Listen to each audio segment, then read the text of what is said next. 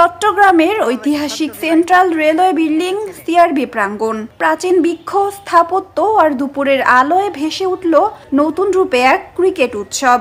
এখানেই উন্মোচন করা হলো বাংলাদেশ ও ওয়েস্ট ইন্ডিজের মধ্যকার টি-20 সিরিজের ট্রফি। দুপুর ঠিক 12টায় উচ্ছ্বাসমুখর পরিবেশে আনুষ্ঠানিকভাবে ট্রফি উন্মোচন করেন দুই দলের অধিনায়ক লিটন কুমার দাস ও সেইহব। হাস্যোজ্জ্বল মুখে লাল কাপড় সরিয়ে তারা উন্মোচন করেন কাঙ্ক্ষিত ট্রফিটি, যার জন্য লড়বে দুই দল আগামী 3 ম্যাচে।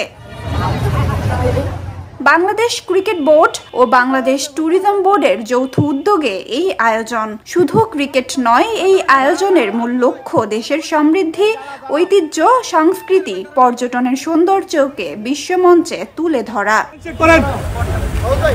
বিসিবি একটি সংবাদ বিজ্ঞপ্তি দিয়ে জানায়, এটি তাদের ক্রিকেট ট্যুরিজম উদ্যোগের অংশ।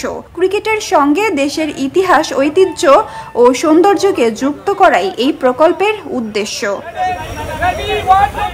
এর আগে ওয়ানডে সিরিজের ট্রফি উন্মোচিত হয়েছিল ঢাকার ঐতিহাসিক লালবাগ কেল্লায়। এবার তার ধারাবাহিকতায় ব্রিটিশ আমলের স্থাপনা সিআরবিতে অনুষ্ঠিত হলো টি-20 সিরিজের ট্রফি উন্মোচন অনুষ্ঠান।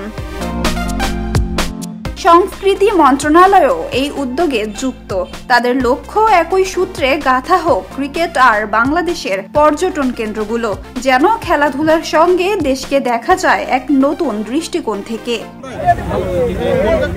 চট্টগ্রাম দেশের বন্দর নগরী, পাহাড় ও সাগরের মিলনভূমি। এমন মনোরম স্থানে ট্রফি উন্মোচন যেন হয়ে উঠেছে ক্রিকেটের উৎসবেরই এক অংশ।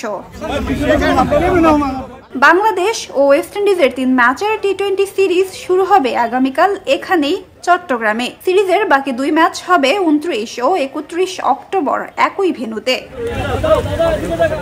সিরিজের আগে এমন একটি আয়োজন শুধু ক্রিকেটে নয়, তুলে ধরছে বাংলাদেশের সংস্কৃতি, ঐতিহ্য আর আতিথেয়তার গৌরবও। আর সিআরবির মতো ঐতিহাসিক প্রেক্ষাপটে সেই বার্তা পৌঁছেছে আরো গভীরভাবে।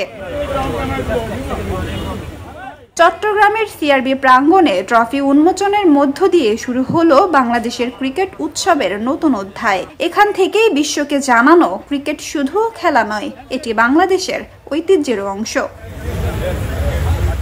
নাজিফা তাসনিম, ক্রিকেট 97।